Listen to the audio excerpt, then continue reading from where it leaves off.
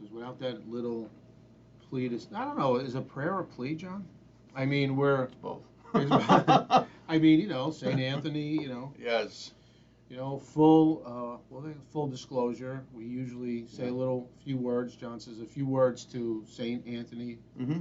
just to give Yeah. us the strength, the words, I'm going to the say energy. that right now. Let's do it. And Don't show him too and much, though, to John. to evoke This is our to secret evoke weapon.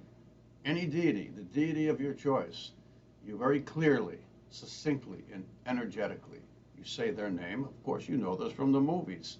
You say it 3 times. Dear St. Anthony of Padua, dear St. Anthony of Padua, dear St. Anthony of Padua, hear our most solemn, sincere prayer. Give us the energy, the smarts, the wherewithal, the words to make a great production for the Jersey Alchemist, which ultimately is nudging humanity closer to God's river of love and light. Mm. Amen.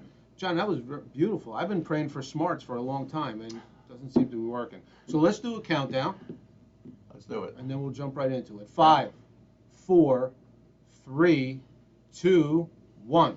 Welcome back, friends. Welcome back to the Jersey Alchemist. This is the next edition, and I'm your host, Dr. John Gerard Galucci. Beautiful. And I'm Philip D'Angelo. Yay. What's up, pal? I'll tell you. Go ahead. That prayer was it's motivating now. To me, It that's is. like, before a big playoff hockey game or any sporting thing, they sing the national anthem. That prayer, that little prayer that you say to St. Anthony of Padua, that's our national anthem. Unless you're Lady Gaga, then she says, I swear to Lucifer. Wow. And she's a Jersey gal. Unfortunately. Come on, clean your act up. Yeah. How you doing? Go talk to Bob Dylan. He'll set you straight. Oh, yeah, another one. Yeah. How you doing today, pal? I'm good. Yeah. Listen, summer, June's rolling around, New Jersey. Yeah. I mean, I can't believe it. I mean, 4th of July. Remember as kids Oh, boy. how slow, the summer went? There was that big gap from Memorial Day to 4th of July, and then a bigger gap from 4th of July to Labor Day. Like, school's 100 miles away. 100 miles away. Now, Out of sight, out of mind. and you blink and forget about it. The weeks, the days, June's almost over. I'm going to say something here that It's unbelievable. That a grandmother of a patient of mine said to me, kind of off the cuff. I had operated on a baby, and this is like the 2-week turnaround follow-up office visit. Everything had gone great, and the mom was in with the baby, and the grandma was sitting on that extra chair in the corner, and we were chit-chatting, after, we made it clear, we looked at everything looked terrific, and it was the beginning of the summer. And I said something like, well, it's hot, and it's time to put the winter clothes surely away, yada, yada. And she says, I got to tell you, she goes, a long time ago, somebody said to me at the beginning, actually in the spring, that as soon as the 4th of July comes around, as soon as you blink your eyes after the 4th of July, once it comes and goes, it's Thanksgiving. She says, mark my words, now that I've said that to you, it's like a curse. She goes, I'm sorry for cursing you. She laughed at me. Unbelievable. That was about 7 or 8 years ago, and now I say it all the time, that, once that the blustery March and April weather comes and goes, and we're May into June, and here's, Memorial Day is come and gone, you're right, that segment between Memorial Day parade and the 4th of July really seemed like almost endless, forever. And then the 4th of July was just a wowzer for kids. And then the summer really seemed like the rest of July seemed endless. August was, wow, it was, and, as a kid, we would go down the shore, either to Point Pleasant or Wildwood or Lavalette or something like that. Now, as soon as the 4th of July comes and goes, bingo, it's Thanksgiving. Yeah. The leaves are coming down. It's November. It's sweater with a windbreaker over the sweater or the sweatshirt, and then your winter clothes are out again. And now you're looking at whether you got rock salt for the stairs in the driveway. Make sure you got your shovels on hand. It's that fast. Yeah. The slowest months of the year January, February, the Ides of March. The I Ides mean, of it's like March. wind blowing, it's Yeah, dark. yeah. You know, you where everything's buttoned up to here. You know, everybody's miserable. Nobody's smiling. It is a little bit weird. Of course, that's been happening forever and ever. Amen. That in the wintertime, it's dark at like 4:30, 4:45 p.m. It's dark. It's disgraceful. Yeah, it is. And sometimes you're seeing the lights of the school bus, the headlights of the school bus, and you're like, oh, that's the late bus, but it's 4:30, and it's dark out. And so it's kind of crazy to think that we're going to go until I'm still able to see all the way down my street now at almost 9:30 p.m. Wow. Yeah. Do we sound like two old men? We're already complaining about the winter, and it's June. The winter will be here sooner or later. But you can't complain about stuff like this if you're a youngin, because you haven't in your skin in this lifetime. You haven't experienced it enough to complain about it, or to say, oh, I love when it gets dark at 4:30. I love it. Are you one of those old timers? I mean, listen, at our age, it's not really old timers, but remember those old timers? It's going to rain tomorrow, because their bones would start hurting. And no, that's our producer. Oh, the producer, really? Oh yes. Yeah. Oh yes. She's very young. Yeah. In case she's listening. Well, she's in her 40s. Oh, ouch. Yeah. Well, you're in dangerous territory now. Well, I said I just gave a spread. Okay. I gave a 10-year spread. Okay. Right. But yeah, I mean, remember, the old movies, the old black and whites, Ma and Pa Kettle, or most people watching would not have any idea who that was. Yeah. But even cartoons, if somebody was sitting there on a rocking chair with a pipe in their mouth, and above them on a shelf or on the mantelpiece was a jug with triple X's on it, 3 X's, yeah, right? Moonshine. And that was moonshine. It was, my rheumatism gets me, go get my jug. My medicine. Basically, they got inebriated to kill the pain. Grandma, you need your medicine? Go fetch me my medicine there, son. People still get inebriated to kill the pain every single day. Every minute of every day. You just don't need an old clay jug, probably giving you lead poisoning up on your shelf. Yeah, exactly. John, there's that term, aging gracefully. Would you say you're aging gracefully?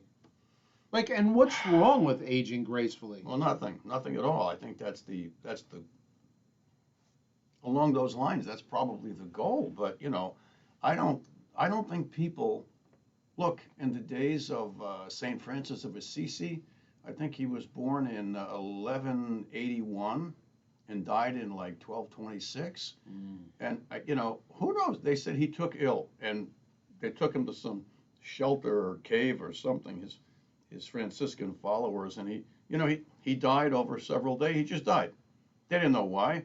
Who the hell knows? Maybe he had appendicitis. Maybe he had pneumonia. But he was 45 or 46, and we mentioned it the other day that St. Anthony of Padua, that we started this episode evoking St. Anthony, he was 35 when he died. Wow. Look at St. Teresa de Lisieux, the little flower, a little French gal. She was 20. Wow. I think she died of, overwhelming tuberculosis. I mean, what a terrible way to go. Those people didn't have a chance to age gracefully. But John, why are so many people afraid of aging? What do they fear? Everybody ages. Everybody gets older. Why are people running to plastic surgeons? Why are people, I have to pull my face back and tighten my face and, lift this and suck that out and, listen, here, I have a story for everything. A long time ago, when I was a surgery resident, I think I was second-year resident, so maybe that was 1990 or 91. I was doing rounds, and we ran into one of the non-surgical subspecialists. I think he was a pulmonologist or something, and everybody knew the guy, and we stopped and we chit-chatted, and he maybe he offered us a little comedic relief because we were all kind of bedraggled. That's the usual state of affairs for a surgery team rounding. You're bedraggled.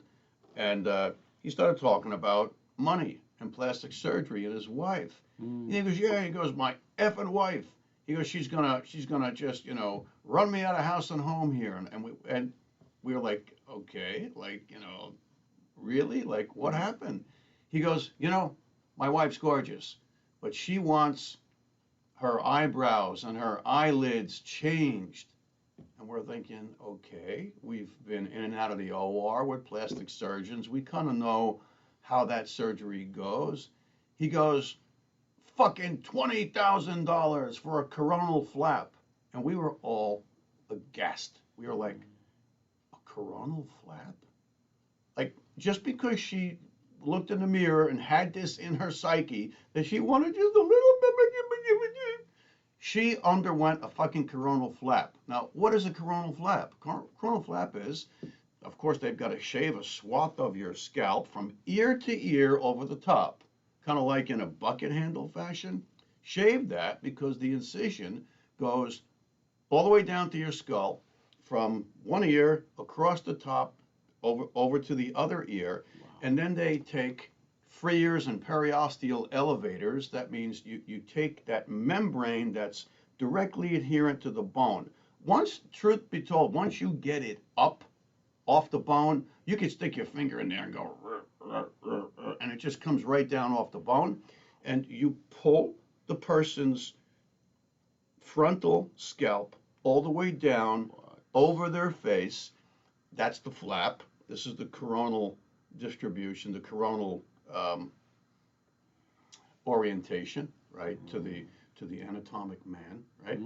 And you pull it all the way down so that, you look like bones. This way you can manipulate the soft tissue from where it begins, from how it's attached to the bone. And then they stick your face and your frontal scalp back on, and then they sew it in place, and you would think that they would leave a drain in there in case fluid built up. But what is that supposed to do? Like just pull it tighter? Yeah, you can. Well, I'm not a plastic surgeon. I've seen a few of them, but wow. the fact that somebody would undergo that just to change a little bit, just to they think it's going to make them feel better about themselves. That's what it's all about. It's all about psychology.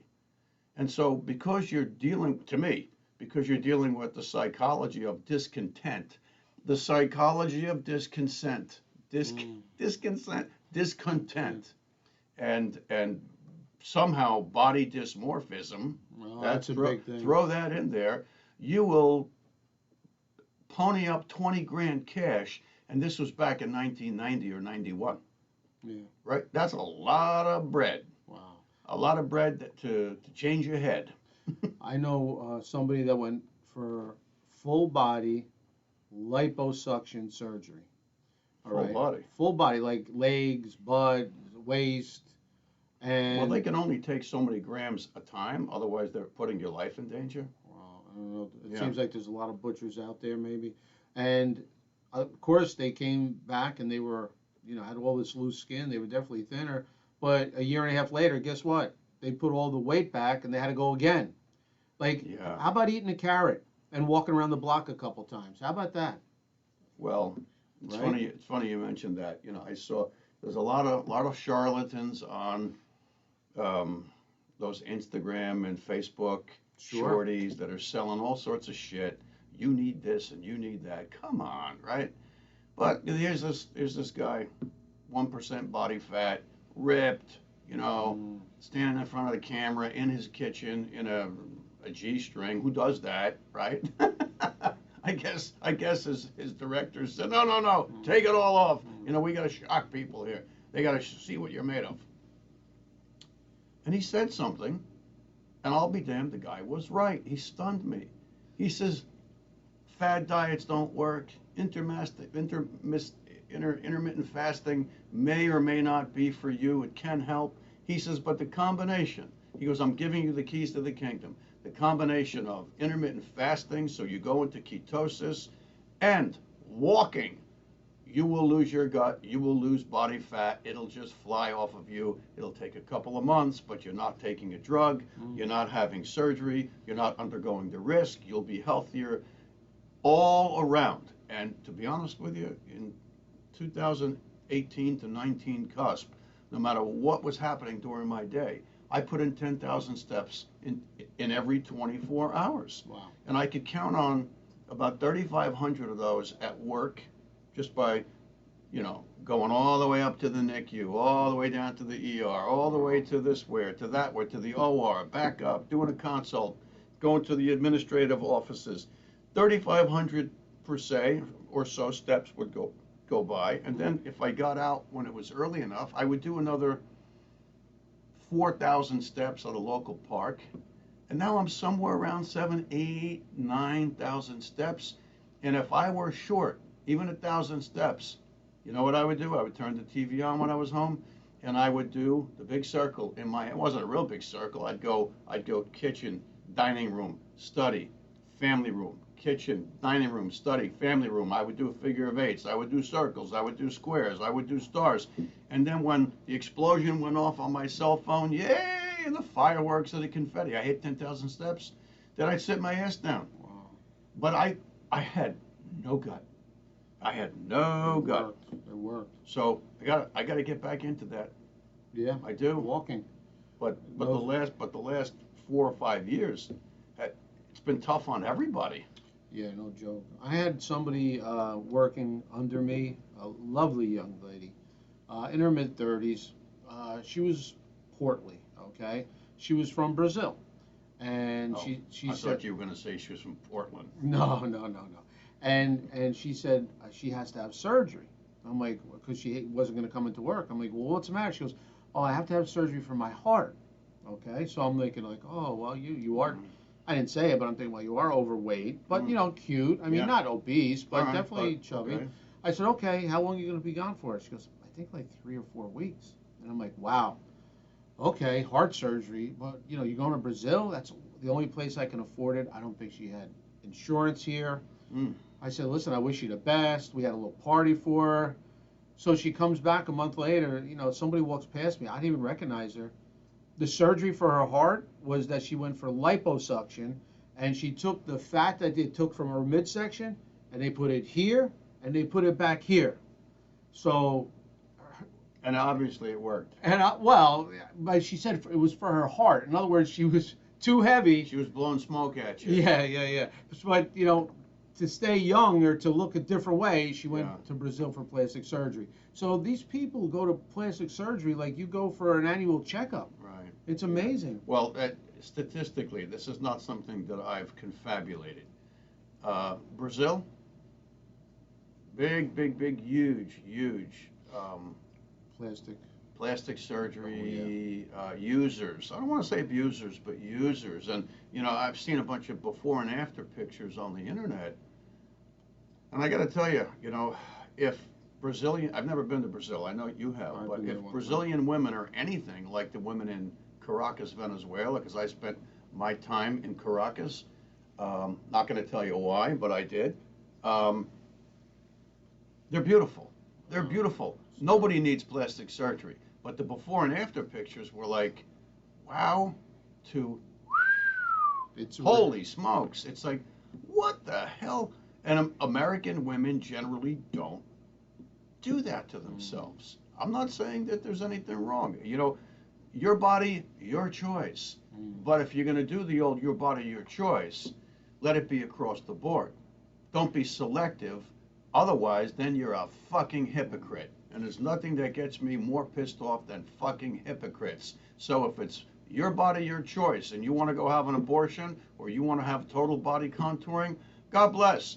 Do what you want to do with your body. That's it.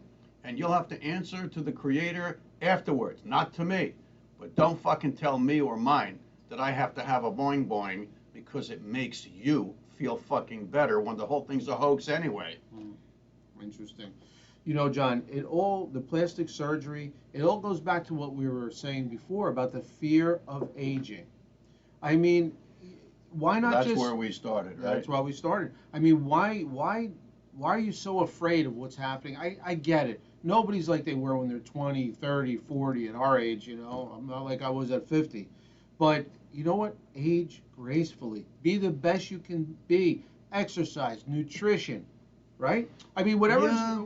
It's been happening since the beginning of time. Yeah, but I tell you what, it really, it's a problem of a certain segment of the population, a certain cohort, right? It's those people that have flesh. Now, look at Bones here, right? Wow. Bones doesn't worry about aging. No. Although I never really had to talk with you, Bones, but a long time ago, right around the same era of running into the doctor whose wife had a coronal flap, I worked with a bunch of really great trauma orthopedic surgeons at a trauma center in South Jersey. And he made a statement one day, because I was, I think, in my mid 30s at the time. And he says, yeah, he goes, boy, he goes, when it comes to bones, he goes, all of us here are fossils. He goes, we're dinosaurs. He goes, kids bounce, their bones bend before they break, not us. And he was probably late 40s at the time, and I was in my 30s. And so, yeah, you can undergo osteoporosis, and he's been bugging us to do commercials for osteoporosis for a long time, and Well, maybe we'll have to every eventually day. get to that. But yeah, that certain segment of the population that has to deal with flesh, we're the ones that worry about the baggy eyelids, the gut, the love handles, all of that crap. I don't know. You know what? If I guess if I could live, I'd be happy if I could live into my 90s and not be a burden on anybody. Amen. And if I have Louis Vuitton and Gucci's under my eyes, so be it. So be it. That's my point, John. Accept what the good Lord, the vehicle He's given you. I mean, Yeah. Listen. Have you seen pictures of Clint Eastwood lately? No, He looks like him and Bones could pass as twins. really. Now you're talking about one of the best-looking leading men in Hollywood back in the '70s, correct? And '80s. Yeah, long Great-looking guy. long Yeah. time ago. So if it's going to break bad for Clint Eastwood, what's the chances of it's going to stay good for the average Joes out here? Well, maybe somebody convinced him because of underlying conditions that, there's a couple of people I can think of that were told, you know, reverse your coronary artery disease. Now, the general population is generally not told that you can reverse coronary artery disease. That's when your arteries that feed your heart muscle are kind of clogged, right? That's what gives you a heart attack, and some heart attacks are just outright on the spot fatal. But there are a couple of people who were that three-letter F word, and with regard to food and what they ate, they were kind of piggish. Al Sharpton was one. Now he looks like Bones. Bill Clinton was one, and he sometimes ends up looking like Bones. And these people were told, you know what, you got coronary artery disease. Wasn't Clinton had coronary bypass at Columbia, didn't he? Didn't Dr. Oz operate on him, or one of Dr. Really? Oz's? I think so. I don't But the recall. point was, he was kind of a portly, chubby guy who was known to be pigging out at fast food places. And look, a lot of people can get away with that and not have a problem, but apparently not those two. So they were fed the information that if you really want to reverse your coronary artery disease, you see, it's the elites that have endless money. They have billions and billions of dollars and power. These people, their agenda is to never die, because Life is good. they're here in the third dimension in service to themselves and not to others. And honestly, I like to get a little bit spiritual / biblical about it. And this is their only gig. This is their only gig. There's nothing good waiting for them after they croak. Croak. So this is their final spirit, their final Well, this is resting place. this is their playground. This is their playground. And honestly, who knows if that's the truth? But when things really get ugly and things get infuriating, and we know we're being messed with by the world global elite, I'll go with that notion. I'll go with that notion, because I was told by a very, very powerful shaman, psychic, and medium and healer that certain people on this planet own the third dimension. And no matter what, they're here in service to themselves, because there's, quote, no tomorrow. Like the song, there's no tomorrow, right? There's no tomorrow for them. There's a big, big, big reward tomorrow for the rest of us that are here in service to others. But for them, they have to make their heaven here in the third dimension. This is why they will beg, borrow, cheat, steal, murder, manipulate, cause wars to grab all of the money that they can out of this third dimension from you, even if it means the destruction and demise of your family, right? They'll do that to you because there's no tomorrow for them. And so they go for it. But there is no tomorrow for them. I actually believe that. I believe it too as well. You know, John, it's interesting. People that have, I don't know if you would consider it a win.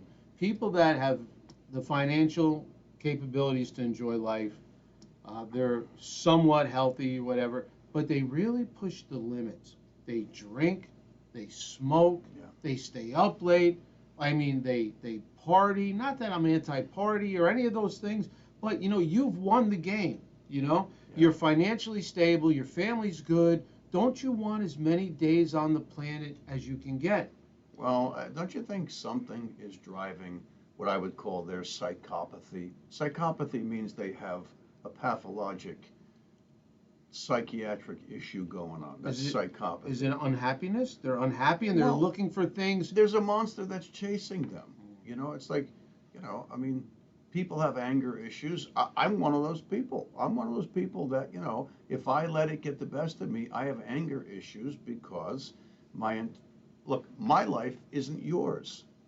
And people don't understand when I go, you know, I've been fucked with and screwed and crushed and manipulated and cheated and robbed all my life, every step of the way. Well, yeah, what are you about? Well, that's because you haven't been. If you were, you'd sit down and say, hey, let's go have a coffee, or let's go have a drink, a couple of beers, and let's talk about it because, man, you're right. I've experienced the same thing. So, which opens up another doorway, another segue to the issue of, you know, merely observing something in this universe changes the object that's being observed. That's a fact. Scientists have proven that, and you can see the results of that on the I can't remember what it's called, the slit molecular, you know, films. Just observing an entity, a molecule, an atom, changes what you're looking at. So that means that we can change our world. And the world that we see as the truth is our truth. But the other people who are looking at it from a different vantage point see it a different way. Thus, we have right-wingers, and we have leftists, and we have some people that cluster around the center. And it's very interesting to think of it that way. Wow. Just saying. Wow. Yeah, there was a point there, but I can't remember. John, tying it all together, we started this talking about aging and aging gracefully and why people fight the aging process when all they really have to do is just maintain a certain lifestyle. You know, and then they don't know that. Excuse me? They don't know it. They don't know it. And people like that, you could tell them that, but for some reason, it just goes right over their head. Yeah. They refuse to change their lifestyle. Instead, they'd rather go for the plastic surgery, the quick fix, take a diet pill, do something that could really be harmful to them. So is it society today just wants shortcuts? Typically, nobody wants to put the work in? Well, I think the West, that's the hallmark of the West. You know, whether it's Europe or Australia, Canada, you know, I can't include South America or even Central America, but it's going to have to be certain parts of Mexico, all through the United States, up to you know, the Arctic Circle, excluding the Inuit population, because I know them well. I used to work with them and on them.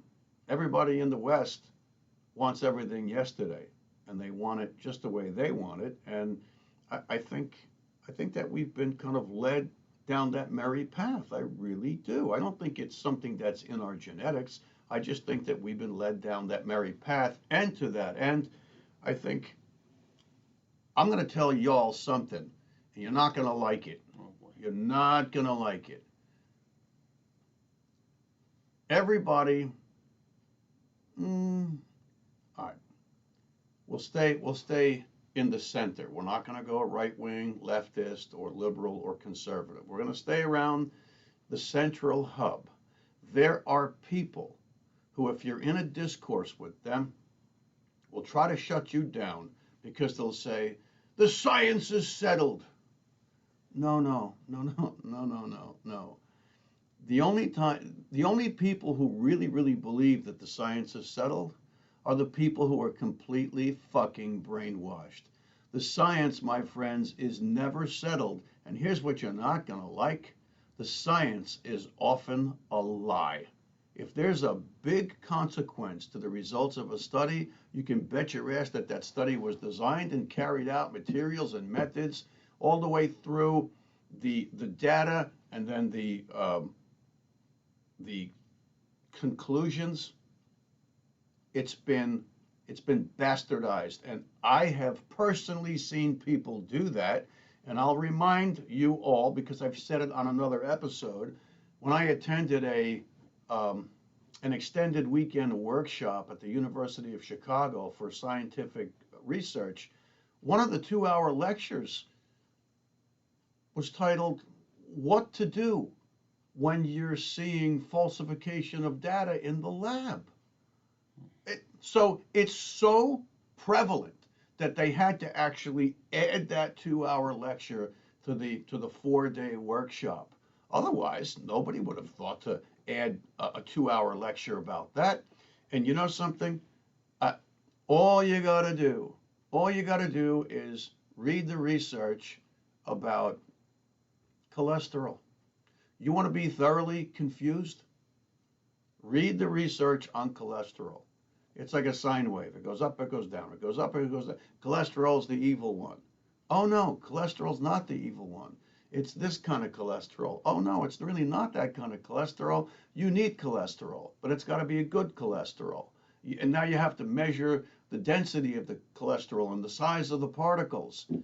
There are people now, including the famed Dr. Stephen Gundry, the guy you can't get away from on the internet, you know, the guy that was the head of cardiac surgery at Loma Linda, who pioneered all of these different wonderful things he did in his career, and he wrote many, many books. He's all over the internet now, God bless him, making money. But he'll say, cholesterol's not your enemy. And he'll tell you that ketosis is where it's at. He'll even tell you things that you did not expect, you know, like drinking olive oil. 20 years ago, physicians would have said you're out of your mind drinking olive oil, or putting grass-fed organic butter in your coffee in the morning. But that's what a lot of people are saying now. And I know a lot of contemporary cardiologists think that that's all daft. Well, if anybody has the truth, put it down in the comments, because I've been a physician since 1990, and I really couldn't tell you the truth. And if I had a test in front of me, you know, a multiple choice exam, and I had to answer those questions about cholesterol, I would say the answers could only be answered correctly depending on who the hell wrote the exam. That's no way of carrying on. That's no way of informing a public. That's no way of informing a public. So it's confusion intentionally. That's the way I look at it. Wow, I don't doubt it. What good is it information, John, if you can't transfer it to somebody else to absorb it? I mean, it's really. Well, they transfer the information. It's just that so often it's 180 opposite, you know, information. It's you know, oh, how about the FDA and the stupid bullshit illegitimate food pyramid.